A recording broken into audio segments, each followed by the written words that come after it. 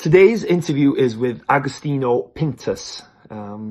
Today, Agostino talks about taking down the Rockefeller Center in Cleveland, Ohio. So they bought the Rockefeller Center in Cleveland, Ohio, which is very fascinating. They bought it for $13 million and they're going to spend $87 million on renovations. Think about that for a second. So if you want to hear about how he did this, how maybe you could do this, amongst a host of other stuff, stay tuned for today's episode. I think it's really interesting.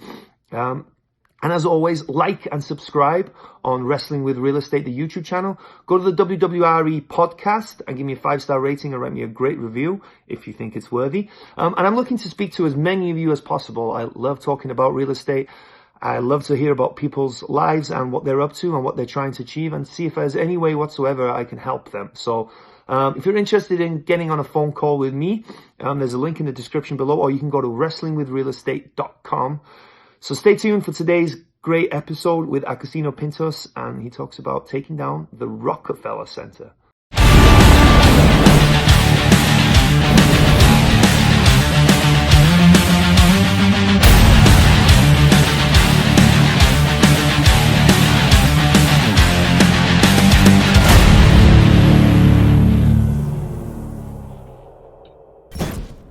Hello and welcome to Wrestling with Real Estate, where we look to chokeslam all your real estate problems. I'm your host, former WWE wrestler and now Cirque du Soleil performer, and of course, multifamily real estate investor, Barry Griffiths.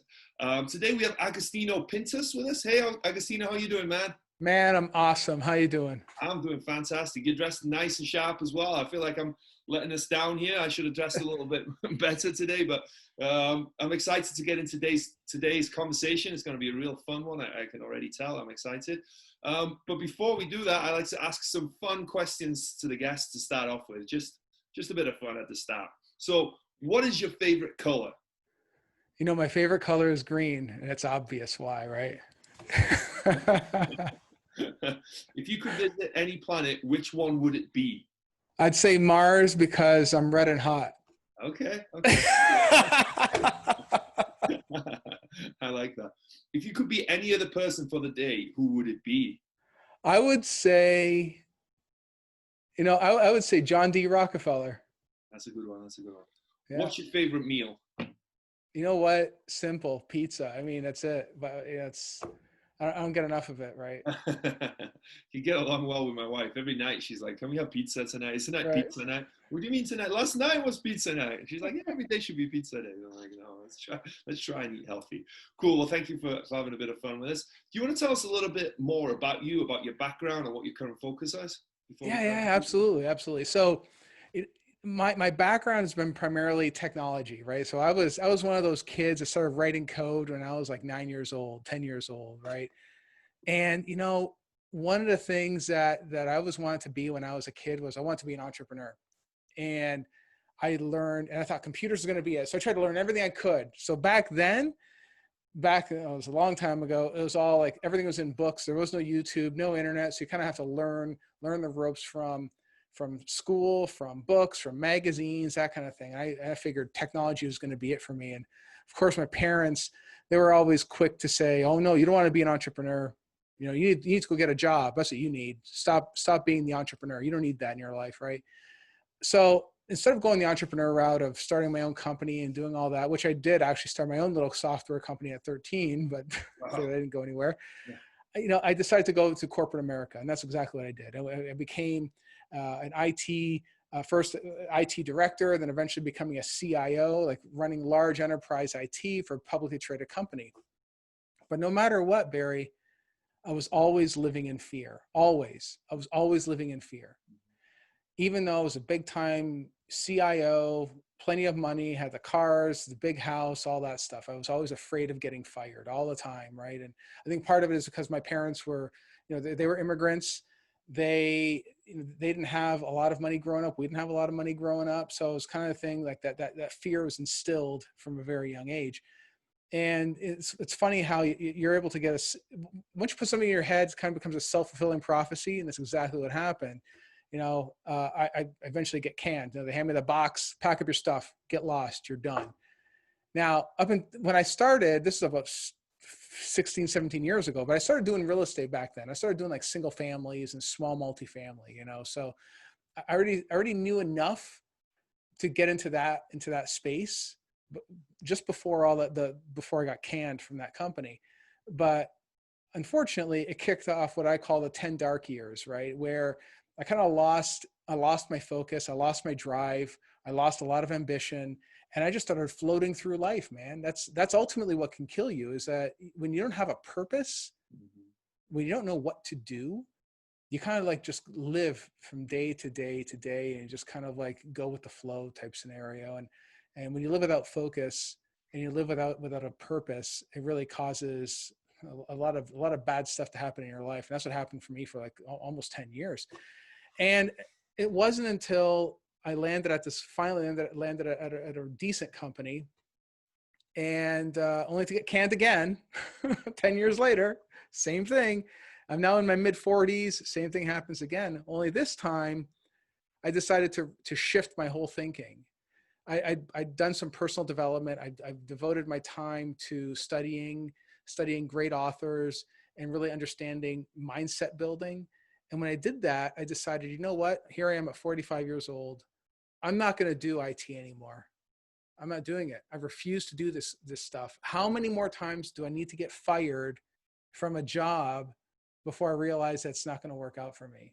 Like, am I going to be like 55 years old, putting the fate of my family, my kid, my whole family in the hands of some stranger that doesn't give a care about me, right? Because that's exactly what you're doing when you're working a 40-hour job, right? It's the same thing. So I ended up going into real estate, you know, and I knew that my real estate portfolio, at that point, I'd sold off a lot of it because I needed the money over those 10 dark years. But I knew that whatever I had left was throwing off money. Every month the money showed up. So I'm like, you know what? I'm just going to go all in on real estate. And I walked away from a 20-year career as a C-level executive just to do real estate. And I'll tell you, man, there has never, ever, ever been a single day that I wake up today and I say, oh, damn it, I wish I was working in corporate America. That has never happened, and it won't, because I'm never going back there ever again, man. It's crazy. It really is. It's a very different way of living. I'm not going to say that every day is sunshine and lollipops and, you know, every single day, but I'll tell you, man, I'll take a bad day in real estate over a good day in corporate any day of the week, you know? So yeah, it's been phenomenal journey so far. Yeah. That's such a great story. I love that story. But you know, it's amazing. So many, I'm lucky to interview a lot of successful entrepreneurs, real estate investors. And it's amazing how often the same story comes up, right? They had that entrepreneurial spirit, but by friends, family, whoever it was, they were pushed into corporate America.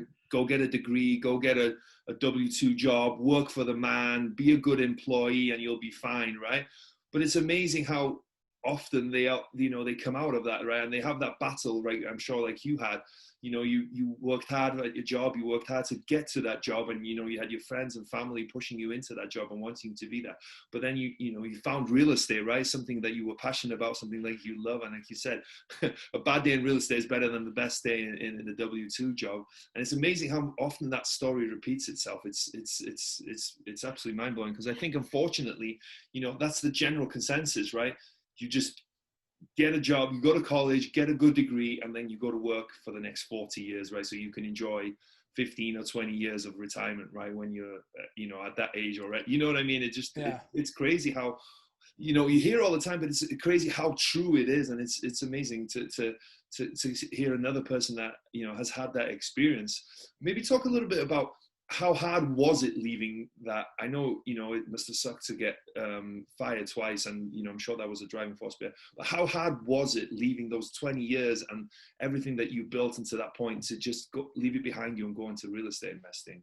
Well, first of all, I wasn't just fired twice, man. I was fired from just about every job I ever had. I'm a very bad employee. So I'll tell you that right now, man. I mean, just about every job I've ever had. I was thinking about that. I'm like, God, man, I've been fired from almost every single job. Holy crap. I'm a damn good entrepreneur. Yeah. But an employee, not so much. But it's just what I said. My parents, they're great people. They really, really are. They, but they're immigrants. They came over into Canada, where I was born and raised, and they're trying to find a better life from Italy, right? Mm-hmm. And the whole concept of the 40-hour work week, which I would ask anybody who's listening right now, research that. You'll discover that it's a fairly new phenomenon. I mean, Ford brought it up with the unions, like not that long ago, right? We're talking less than 100 years ago. This whole concept of the 40-hour work week is fairly new, and it's global now, right? And it's a bunch of nonsense where you have 8 hours of work, 8 hours of rest, and 8 hours to spend with your family. Do whatever it is you please. It was all devised by the union and by corporate, So, but again, my parents had no idea how that worked. They just knew that you need to go to work and get a check and repeat until you, just like you said, you get old enough, you retire and you die. This is life. It's already prepackaged for you, and you don't have to worry about it. And the reason why I'm harping on this is because when that is instilled in your brain, it's really hard to shake it. And I'll tell you what, man, it was hard to shake.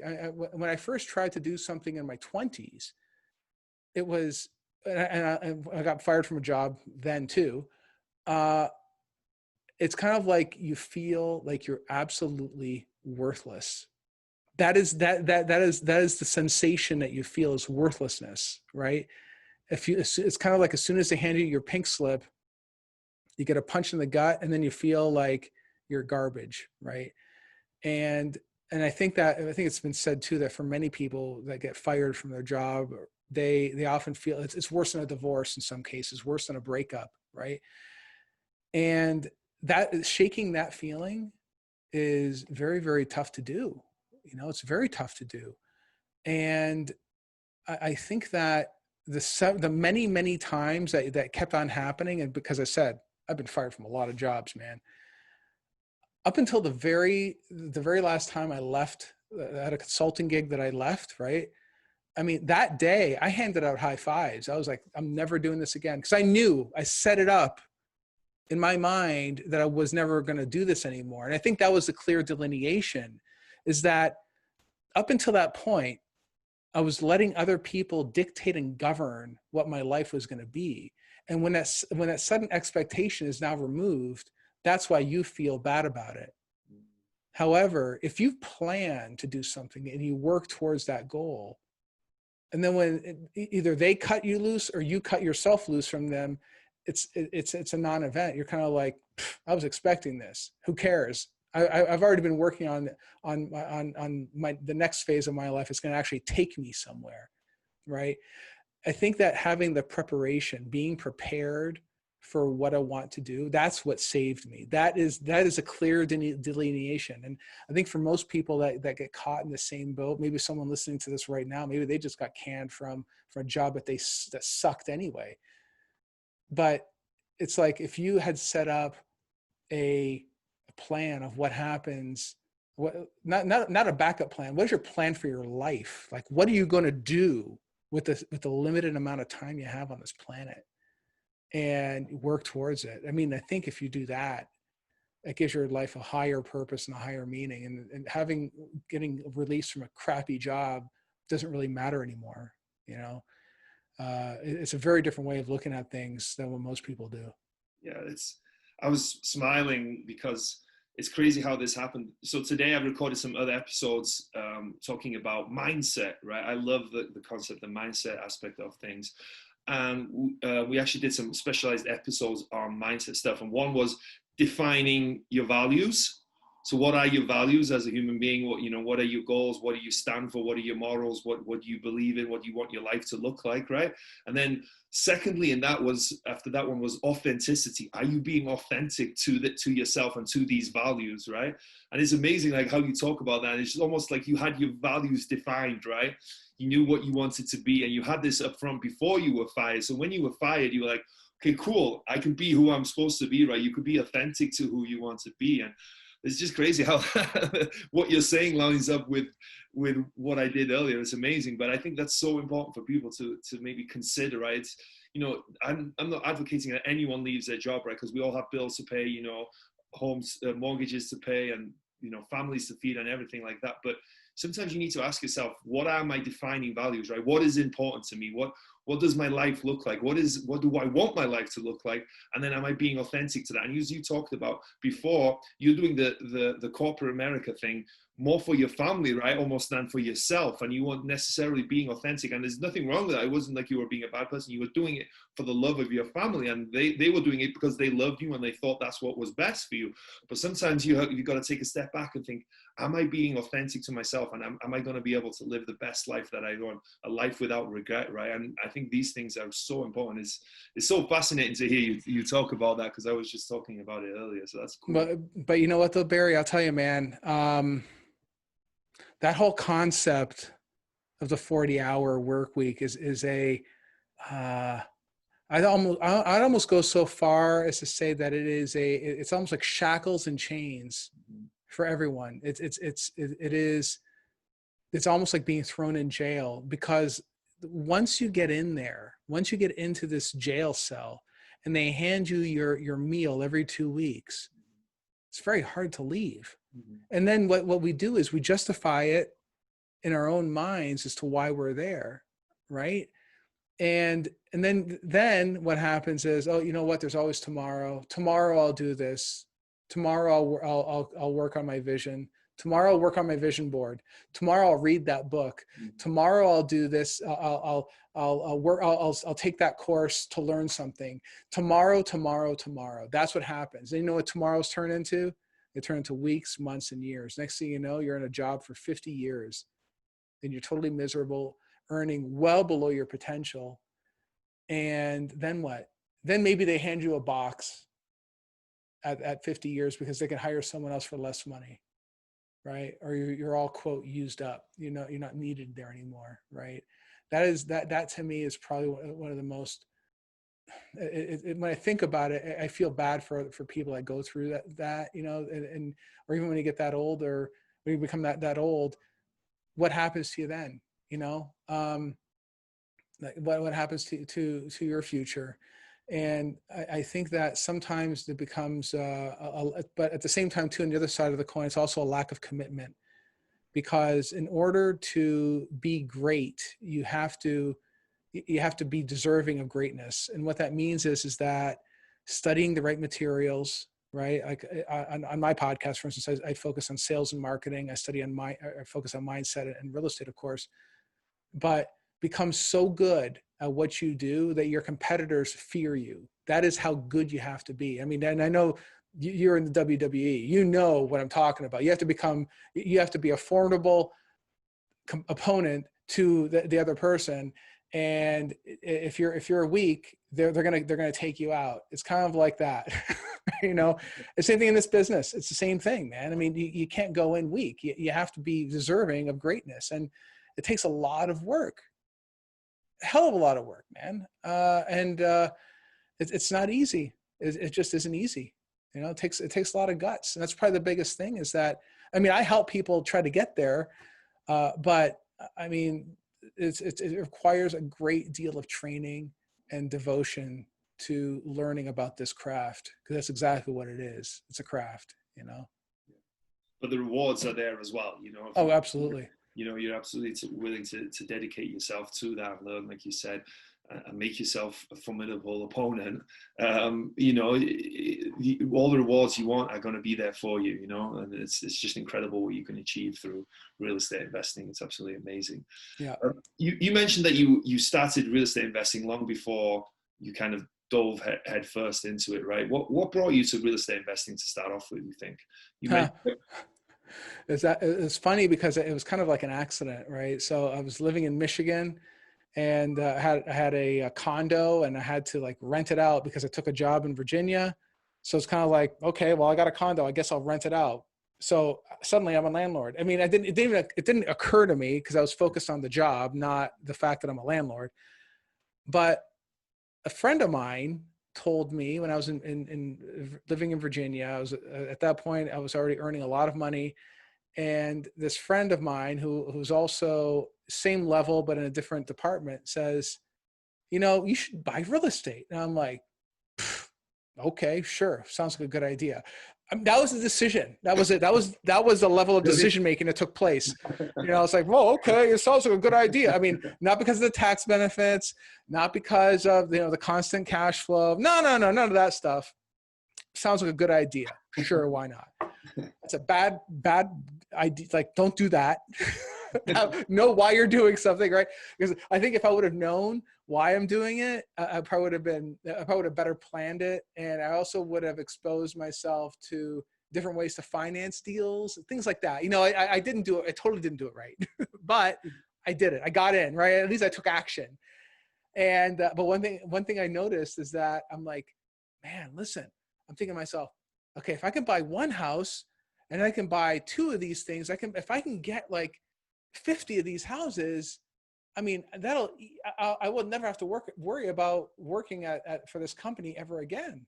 Wow, that sounds like a great idea, right?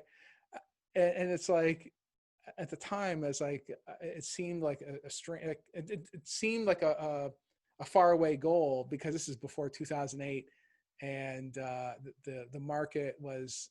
I noticed that the prices for houses were just doubling, like almost like within weeks. Back then, a house would be $50,000. The very next week, it'd be up by 10 grand, just like that, just because, it was nuts. Yeah, I mean, because I would have done it if the market was a little different back then, obviously, but yeah, man, I mean, it was kind of like on a whim. And it started off a whole chain reaction, of where we are now. Yeah, that's incredible though, that you were just like, okay, that's like buying a pair of jeans. Okay, I'll buy those jeans. I love that though. But the great thing is, and luckily for you, I think we both agree real estate is one of the best investments you can make, right? It's without doubt one of the most powerful ones, I think. And it's great that it doesn't matter what got you there. The main thing is that you got there, and since then, obviously, gone from strength to strength. Were you investing around the last recession? Did you get caught up in that, or were you lucky that you kind of avoided that? No, I think that because I got the boot just before the recession really started winding up, So I got the boot. I had some temporary jobs here and there, and then the recession hit, and I just there's all kinds of other stuff that happened in my life at that time. Everything from just bad time with the ex-wife, that was terrible, to working in all these different places, moving around from place to place to place, because again, I had no focus. I had no drive to really succeed the way I have now, and I think that once, and I've interviewed enough people just like you have to know that there was plenty of deals back then. I mean, if you were positioned properly to take advantage of them. But at that time, I was still focused on keep my head above water, because I put myself in such a bad space. Remember what I said earlier. I've been working for this great company, this top company, and I was making great money. And then they hand me the box and tell me that you're worthless, get out. That really, and I let it. It's my fault for allowing that experience to knock me down. And I stayed down for a longer period of time than I should have, Yeah, I had some real dark moments too throughout these 10 dark years. Some of it was really bad, but you know what, man? I mean, it's one of those things that I think that if I can make it through that, and still today now, I know my purpose is. I know what it is, and I know what I need to do. Now what I'm trying to do is make up for lost time, right? We're all of our time on this planet is limited. We're not going to be here forever. And it's one thing that it's funny that many people think about as humans. We think that we have an infinite amount of time, and we don't. Our time is very, very limited, and we must maximize our time on this planet. And I'm having to do that now. I got to try to maximize it and build the legacy for my family, so they'll have something to enjoy when I'm gone, right? And that's the ultimate goal right now for me. That's what keeps me moving every day. Thanks for, and thank you for sharing those stories, man, because it's never easy to talk about your bad times, right? It's not always the most fun things, but I appreciate you being vulnerable and open to talking about that, because it's never fun. But hopefully it might help some people, and some people they might be going through the same thing right now, right? And I think that's why we shared some of the stuff that we shared. Yeah, but Barry, you know what though? The funny thing is that they don't have to go through all the stuff that I did. I mean, I went through it because I didn't have anybody, and I kind of have to fumble my way through. But when you allow a company, a person, someone else get in your head and tell you that you're no good, that you're not capable, you believe it, and it's not true. It's absolutely not true. So, and that's the thing. I allowed it to happen. It'll never happen again. I'm never going back to that place ever again mentally, and now I am stronger physically, mentally, emotionally than I've ever been in my entire life. And it's because it's all centered around purpose. When you clarify your purpose, and it becomes the center of your universe, everything else just falls into place, right? It doesn't matter what anybody says anymore. That purpose is what keeps you moving and excelling. That's what it is, right? That's the best way I can put it. Yeah, that's so true and so brilliant at the same time, and so simple as well. Just find that purpose. How did you find your purpose, if you don't mind me asking? Do you think? I guess it's unfortunately, I wish there were a formula, man. It's kind of like, again, when I got canned again from that one company as a CIO, I had to really evaluate what I was going to do with my life, and when I decided I was going to walk away from the IT job, like I mentioned before, and real estate seemed like the best thing to do, I wasn't even totally aware of deferred taxes, 1031 exchanges, opportunity zone, like all that stuff. I had no idea what any of that stuff was. All I knew was that, every month money shows up in my account. You know what? I'm just going to do that. And that's it. That was, again, not the wisest way to do it. I'm not saying everybody needs to do it this way. But I think what happened afterwards was very, very telling. Here's what I did. I got to work. Once I decided real estate was going to be it, I still had my portfolio. I had a small portfolio of real estate. I sold everything. And I was going to go all in on multifamily, right?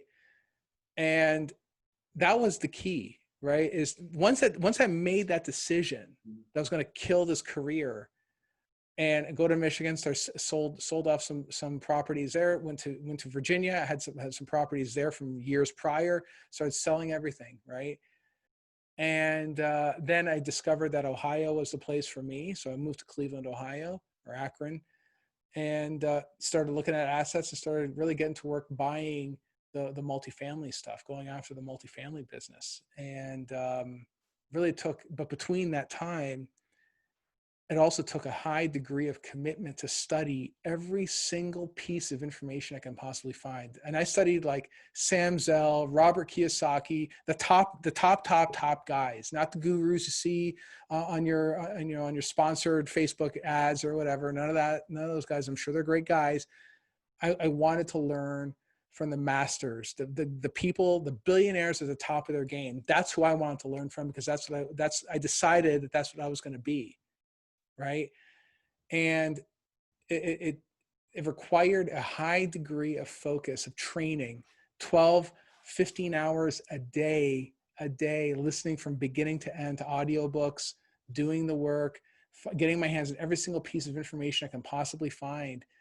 And I think when that commitment shows up, when you make that decision and you commit to studying and training, that is how you become successful and unstoppable, right? And you become a force to be reckoned with. And I think that's the key right there, man. I mean, it's from physical training, it's like you know that when you commit to doing something, 3 sets is not going to be enough. 6 sets is not going to be enough. You need to train like for hours and hours on end in order to get the body you need to be successful in the ring, right? It's the same thing, man. Same thing, you know? Yeah. I love that what you said. And you said it a few times that you made that decision, right? That's what the big thing is. You make that decision. It's like you burn the ships right behind you. You sold everything. You were going to be in multifamily because you'd made that decision. You were going to make this work no matter what, right? And you said Yeah. you listened to these guys, the Sam Zells, the Kiyosakis, because that's who you wanted to be. You identified as this people, right? You were going to be one of these people, and it didn't matter what it takes because you had that purpose, you had that drive, you had that determination because you'd made that decision. So I think that's so powerful. You've got to make that decision, whatever you're going to do, right? This is a real estate show and we talk about real estate, but it doesn't matter what it is. Make that decision that you're going to be that, you're going to do that. Don't put one foot in, one foot out, because that's a recipe for failure, right? And also, on top of that, you know, are you going to be satisfied personally, right, with that, like with your commitment, with your dedication to something, right? If you commit to something and you're dedicated to it and you make that decision, you're never going to regret. Like you said, you haven't regretted once leaving your W-2 job, right? That commercial, that corporate America, right? You haven't regretted once. You won't regret because you'll be all in on something and you'll be so dedicated to it, and you'll have so much gratification, I think, from doing something with your complete and it's a dedication. I think that's amazing. I love that.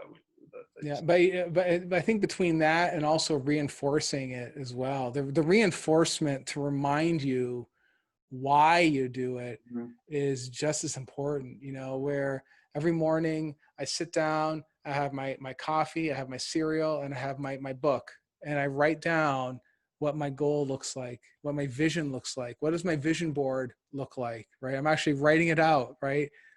What does my vision board look like, and what does my future look like? And I'm writing it out as if it's currently happening today, right? And I know it all sounds like foo-foo nonsense. I'm telling you guys, that stuff works every single day. You got to write it out. You got to write out what does your vision look like? You know, it's, you know, I have 25,000 units producing 12% cash on cash return.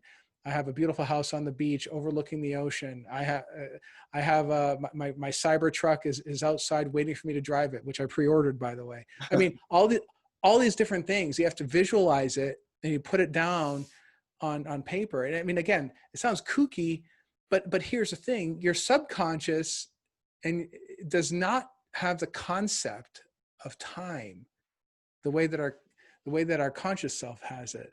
Right? Like, we know what time it is right now. We know what day it is. We know our reality. We know what we're wearing. We know where we're currently sitting in terms of coordinates on this plane of existence.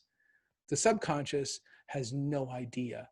So if you're feeding the subconscious with certain information, the subconscious tries to find a way to make it happen. It's kind of like, was there ever a car that you wanted, and then all of a sudden you're driving around and you see that car everywhere?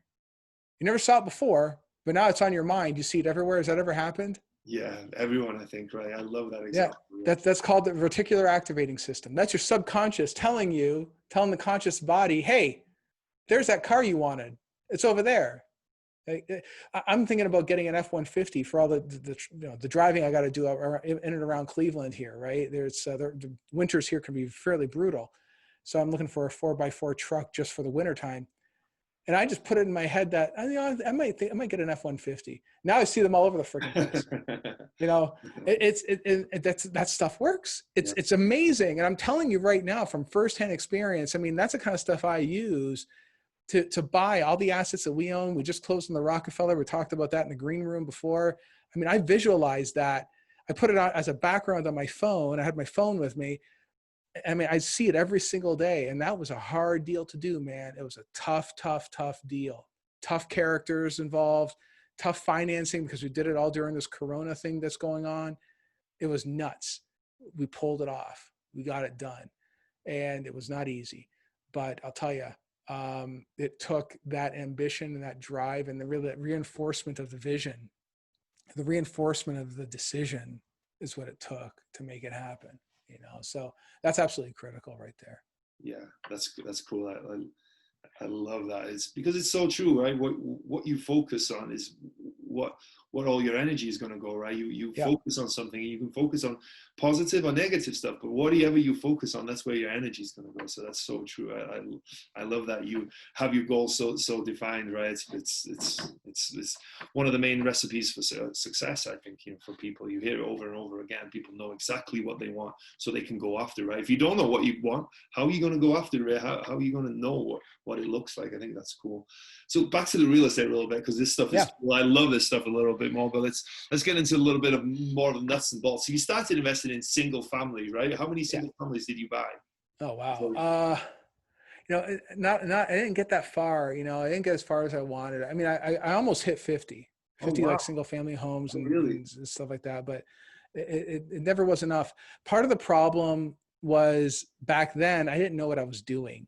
So a lot of it was based off of going to like banks for lending.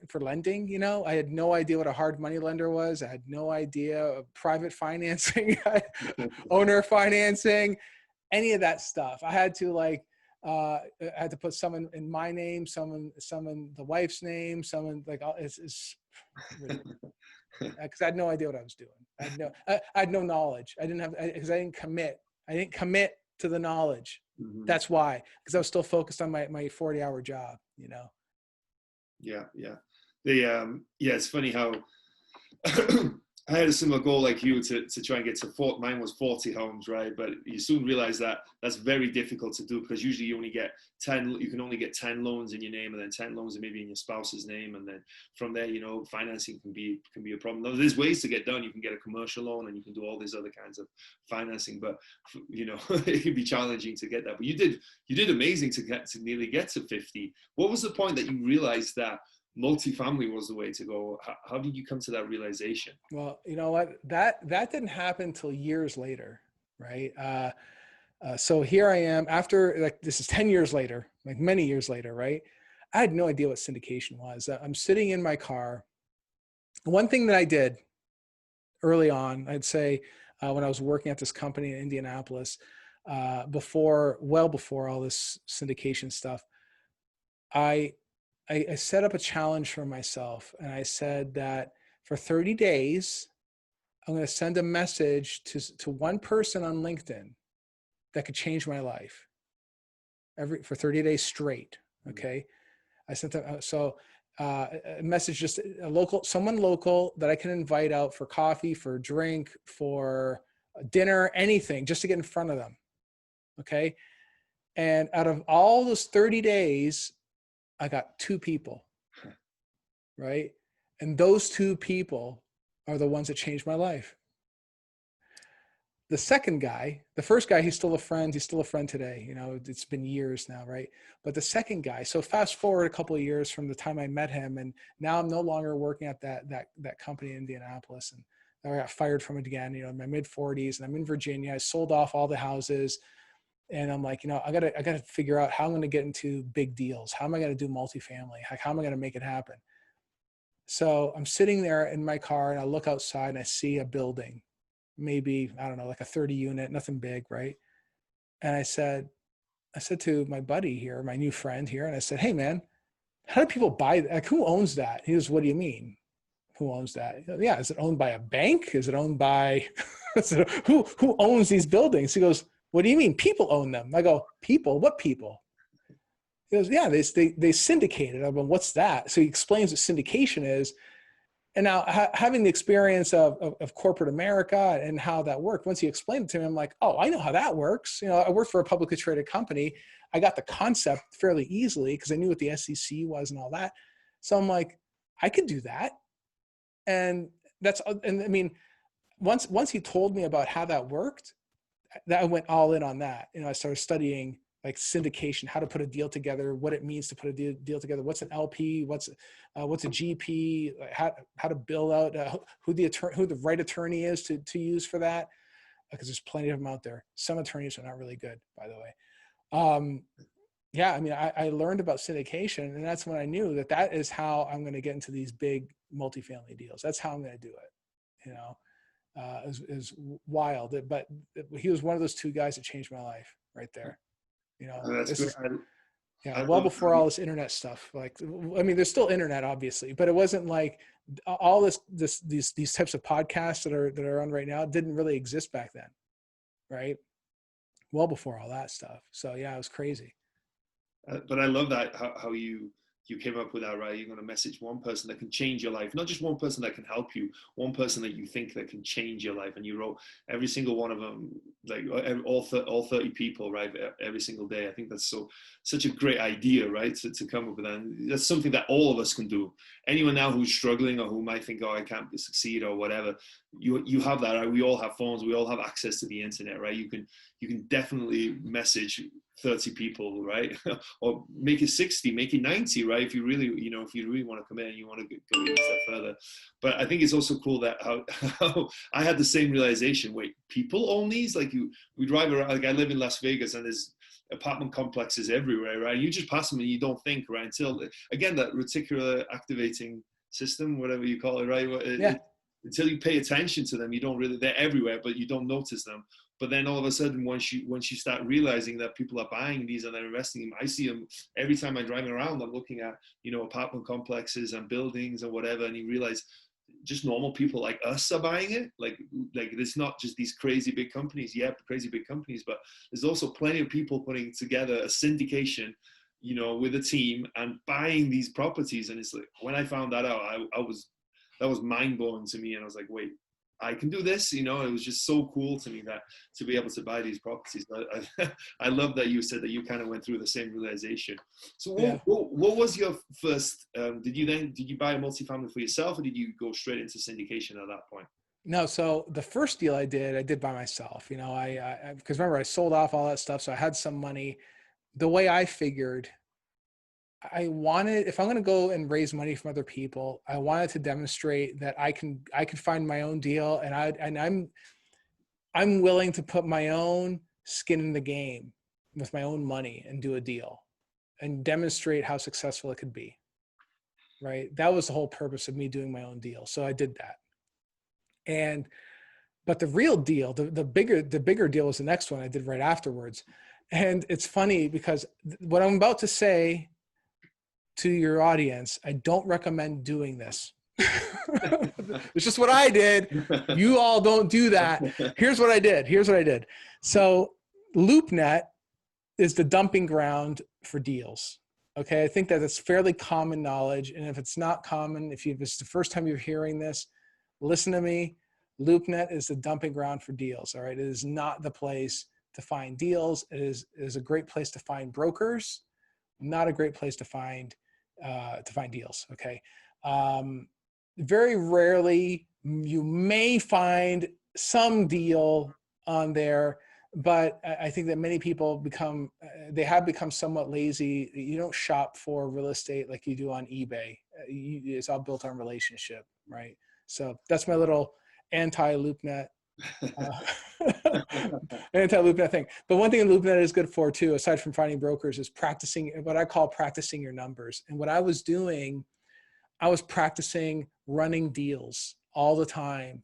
I would go to LoopNet, I'd pick a market and analyze the numbers over and over. And like if I had all the financials, I'd pull down all the financials, look at all the financials, look for reasons why a deal doesn't work, why it does work, where their expense ratio is, where the expenses are high, where they're low, what I think it could be high or low, what was the asset class, was it an ABC, was it a D? I mean, I spent a lot of time on LoopNet just looking at deals. That's it, right? So here I am, I'm on LoopNet. I had a deal up, it happened to be in Ohio, and my property manager here in Ohio, anyway, the property manager also has to be a licensed broker, right? He happened to be the property manager for this deal that I had up on the screen. So I called him up and he's managing one of my properties. And I said, hey man, what's going on with this deal that you have up here on LoopNet? And he says, oh, that one just fell out of contract. It was at 1.6 million, 1.65 million. I go, well, what's their bottom line number? 1.4. So I said, send over the purchase agreement. I'm going to sign it right now. And I did. I did it sight unseen. Again, I don't recommend that. Don't do that. You know, put the money in, like I literally wired the money and then I went to go see the property, right? Again, don't do that, right? But I knew my numbers. I knew what I was doing. At least, like, you know, I ran my numbers. I knew what the price points are. I understood at that point because I was analyzing, God, at least 100 deals a week, at least, probably more than that. You know, because again, I had a passion for this stuff because I knew that I had to do this, right?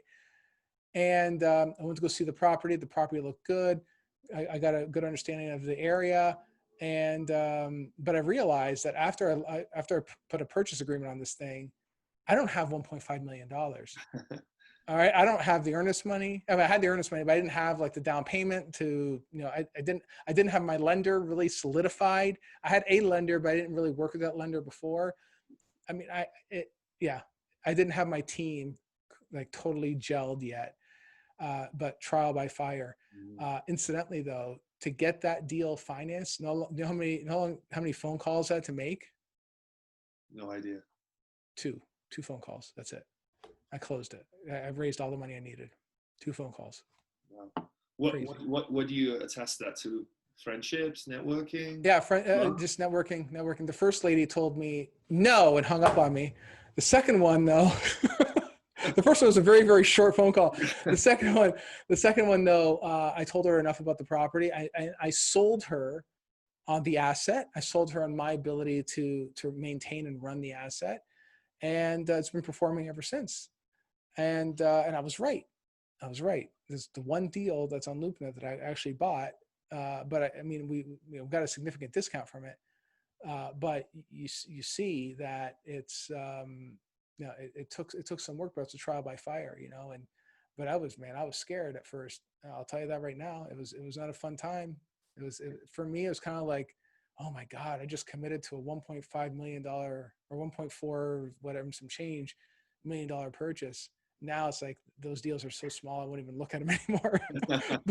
but it's funny how you grow into these things, right? It really is. But you got to take that first step and really push yourself, right? That's the tough part. You know, you really got to push yourself. Yeah, and I think I hear it a lot as well. Is that just take the action and figure it out later, right? I've heard that a lot about people. Yeah. They don't necessarily say like that, but that's what they did, right? They did like you did. They took down a deal and then they're like, oh, how do I figure this out? What do I do now, right? how do I make this happen, right? And I think there's an attitude with successful people that they're going to find a way to make it happen no matter what, right? And, yeah. You know, it's not the ideal way to do stuff, but at the same time, you know, when you have that attitude that no matter what, you're going to make it happen, you're going to win, which is really cool. That's exactly right. You know, I mean, I didn't plan on doing it that way, but I got it done. And you got to get that first deal. Once you get that first deal, the other ones start showing up, you know. And now with the Rockefeller, it's not the most recent purchase. I'm closing 2 deals this week. It's going to be about 300 units I'm closing this week. But it's the more deals you close, the more deals start showing up in your pipeline because people know that you can perform.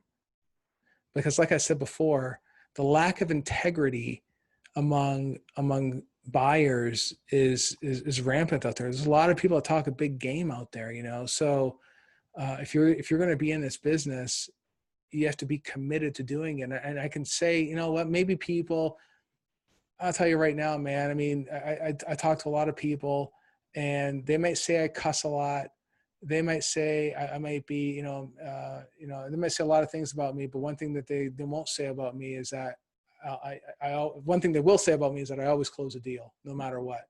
It always gets done, right? They can say a lot of things about me, but the deal always gets closed, and that's important. That's important. Yeah, because it's a small world, right? The real estate world, right? You know, you want that reputation of being a closer. If not, why would people deal with you, right? If you have a reputation of not being a closer, brokers don't want to use you. They have their own reputations to protect and sellers to work with, you know. So I think that's very important. Let's talk about the Rockefeller, just in case we run out of time. This is just such a fascinating deal. So yeah, name itself, as we said, right, if nothing else, makes it a fascinating deal. The Rockefeller Center in Cleveland, right? Tell us all about this deal.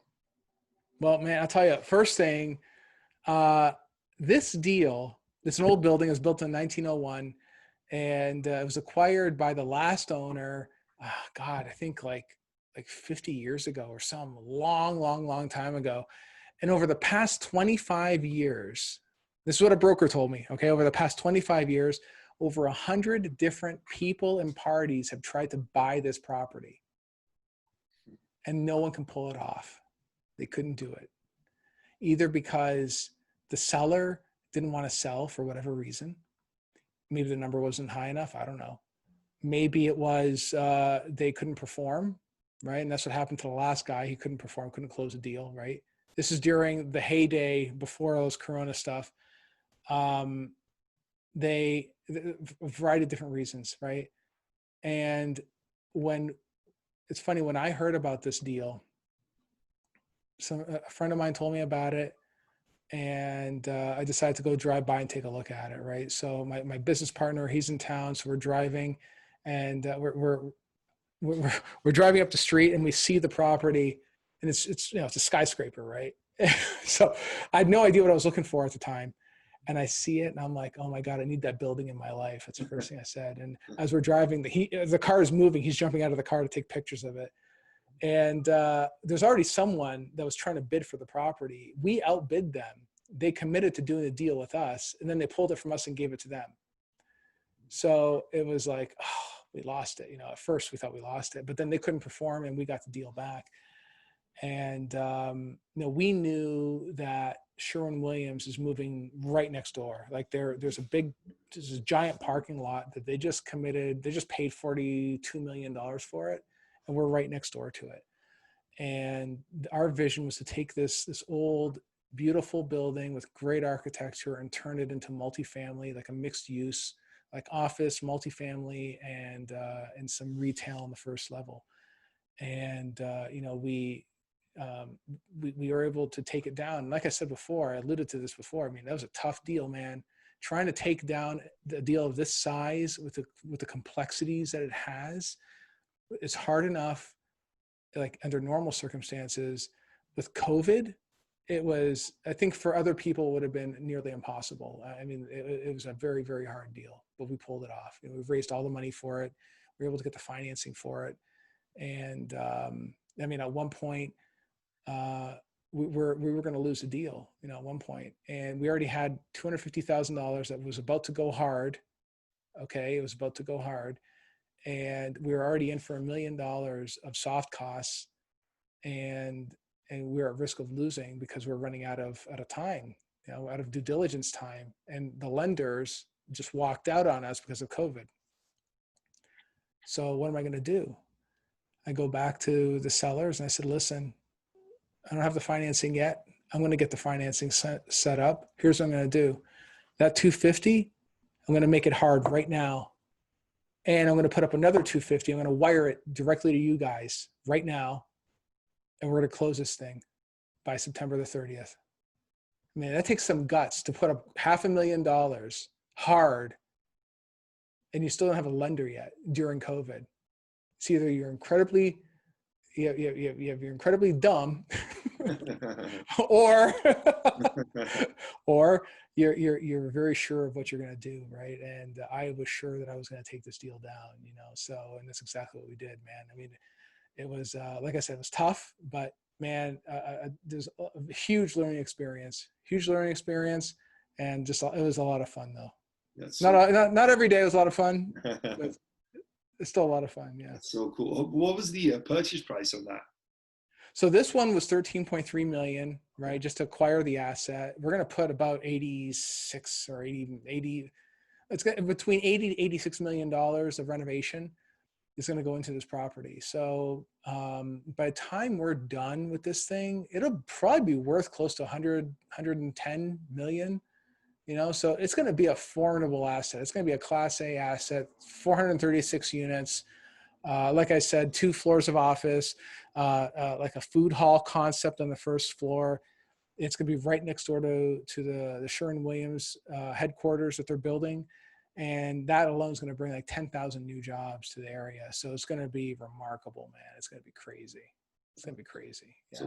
So $87 million worth of renovations. So I'm guessing you guys got a renovation loan from that. Guys didn't raise 87 million, I'm guessing. No. You don't, a deal like this, you don't do that.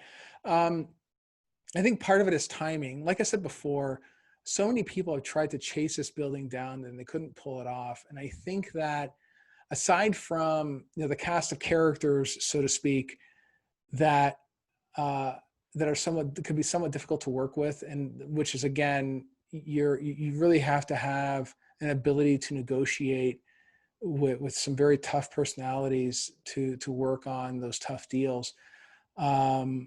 There's also some of the tax cuts and some of the other incentives that are currently in place today, like historical tax credits, for instance, right? There's state historical tax credits, federal historical tax credits, there's TIFs, there's opportunity zone, there's all these different things that all come into play that make this asset spectacular. It is the only way that you can make the deal work, right? If you're to buy this deal without all that stuff and expect to renovate it, it would be, I don't know if it'd be possible to do. I don't know if it'd be worth it. You kind of have to have those incentives to make it financially viable for you to offer an investor an incentive to invest with you in a deal like this. You have to have all that. And I think it's part of the whole economic plan that the current president put into play that really helped fuel some of that, not only for us, but for many other cities around the United States. Yeah, that's incredible. 87 million renovation budget. That's just amazing. It's crazy. Absolutely, yeah, absolutely. The $13 million purchase price is enough by itself, but then an $87 million renovation budget is just unbelievable. How much of that did you guys have to finance, and what did you have to come up with? I'm just interested in the numbers. I'm sure people are, just kind of how it worked and what kind of things, what kind of financing did you get, and how much did you have to raise? Yeah, sure. So, well, the funny thing is that because we're relying on a lot of those tax incentives, that kind of thing. I guess I'm going to say that I'm not going to say they're like freebies or giveaways or anything else like that, but they're kind of like guaranteed, right? So the amount of money to bring to the table it's not heavy, right? You're talking like $15 million, which is still a lot of money, I know. But compared to your typical loan that you're doing, like especially on new construction, might be like a 65% LTV, 65% loan to value. This is not like that at all, right? And that's only because of those tax incentives that come into play a deal like this, right? It's the only reason, like I said, that's the only reason why it works, So, but I mean, for investors that throw down on a deal like this, it's a boom. It's great, super. How do you pitch? Because I'm guessing is it empty currently? Is it throwing off any cash flow right now, or is it going? Yeah. Right now there's cash flow there, and it's it's already it's partially occupied. So I can't get into any details because technically the fund is still open. Okay. So I can't get into details, but I mean, if someone's interested in reaching out to talk to me about it, yeah, I mean, I can have one-on-one conversations once I qualify them, but I got to be careful. I don't want to. Like I said, remember I said there's two people. This is the one that's most dangerous. Yeah, SEC. You don't want to mess with them. Oh, my bad. I don't want to mess with them. I didn't realize that. My bad. Well, it's all right. What a phenomenally cool project. Yeah.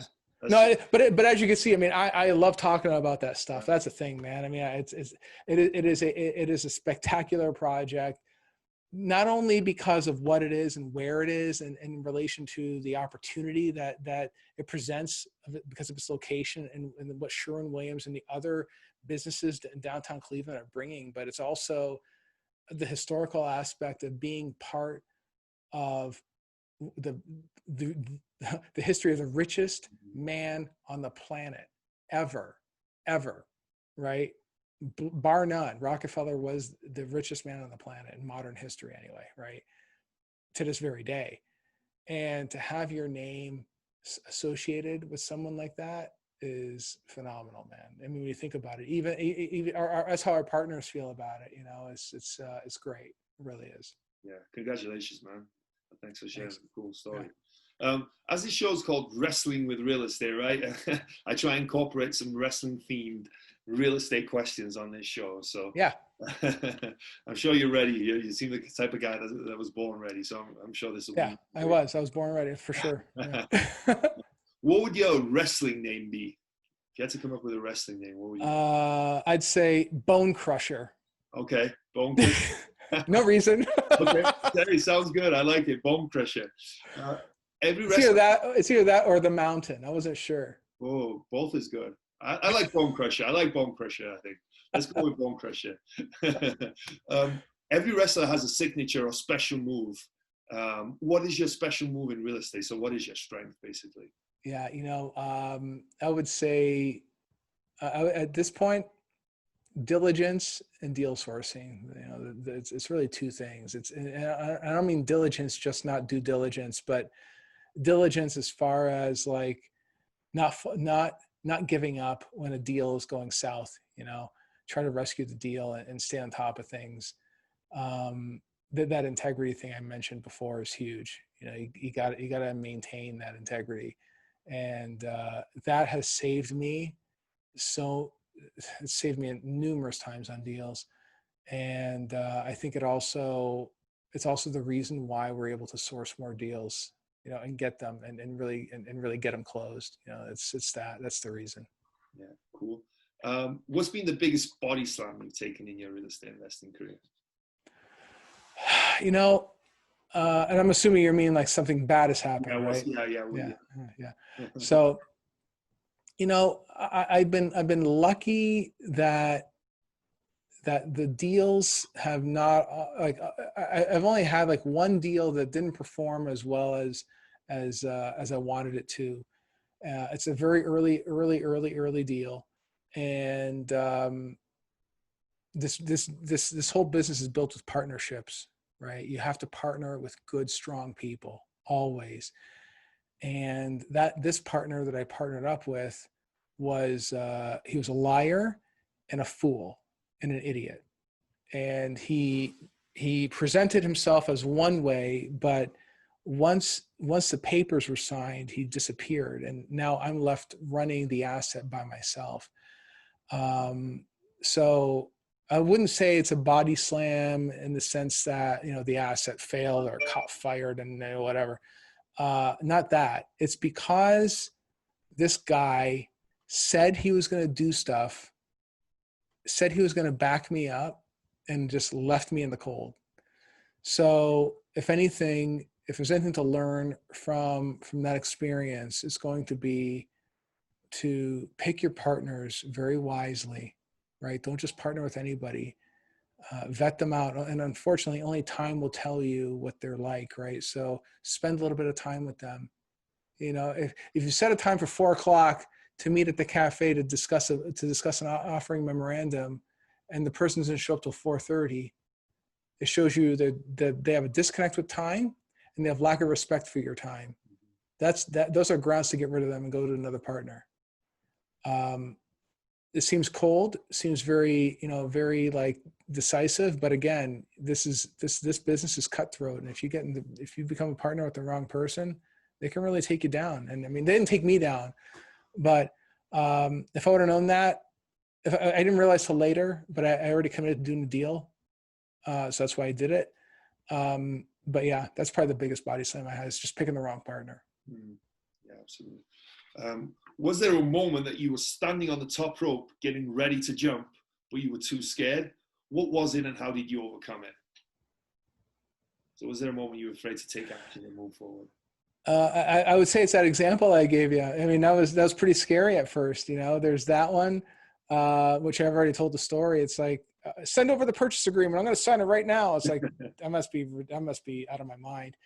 But you know what though, man, I'll tell you, there's also the very first house that I bought. So when this friend of mine told me to go buy a house, he connected me with this broker, and I bought this first house on Timothy Avenue in Virginia Beach, right? And I don't know what to do. I bought the house. Great. I bought the house. What do you do when you buy a house? Hell, I don't know. I guess I go to the house. I don't know. I never did this before. So I go to the house, And then it's a little, you know, it was a 2-bedroom. They converted it to a 3-bedroom. It's one of these flippers that bought this house and turned the attic into another bedroom, you know, that kind of thing. And, you know, here I am in the living room, and I was scared out of my mind. I mean, we're talking about $100,000 house here, right? I was like, oh my God, what did I just do to myself? What did I just do? I'm looking out the window. It's 6 o'clock in the evening. Oh my God. I still remember all this. This is almost 20 years ago. I still remember this. And I'm like, I must be crazy. What the hell am I doing? You know, that kind of thing. Right. And then I find a renter, and they started renting. And then I get a check in the mail, and it shows up, and it's real money, and they're paying me. I'm like, holy crap, this actually works. They give me money. Unbelievable. It's like that when you first realize it, it's kind of like, you know, it doesn't really cross your mind. You know, it's funny how that works, man. I mean, because it was my very first, like, even though I had that condo and I was renting it out, I guess it didn't really faze me. Because I kind of like fell into it by mistake, you know, but this was one I did on purpose. So it was like, wow. It's kind of crazy. Yeah, well, it's crazy to think that $100,000 house scared you, and then, right. And then here you are doing $100 million deals. You know, it's crazy to think how you can grow, but that's so cool to kind of see what can be possible. So yeah. Well, Agostino, thank you so much for being here today, man. It's just some phenomenal stuff that you shared, you know, from the mindset stuff to doing a crazy $100 million Rockefeller property, which is just amazing and such a cool story. Before we go though, where can people get a hold of you so they can find out more about what you're doing and what you're up to? Bulletproofcashflow.com is probably the best way to get a hold of me. You know, we're on Facebook, we're on LinkedIn. You know, send me a message, say hi. Always looking to hear from people. So yeah, say hi, definitely. And then what's the name of your podcast? Bulletproof Cash Flow. Yeah, check us out. Like I said before, we talk about mindset, we talk about sales and marketing, we talk about real estate. So it's not just multifamily. We talk all different kinds of real estate. But yeah, definitely, yeah, check it out. Tell me if you like it. If you like it, subscribe, give it a thumbs up. If you don't like it, subscribe, give it a thumbs down. Just subscribe. That's the main thing, yeah. Cool. Awesome. Well, thank you so much for sharing everything today, man. It's been a really cool interview. I really enjoyed it. You bet, man. Good talking to you.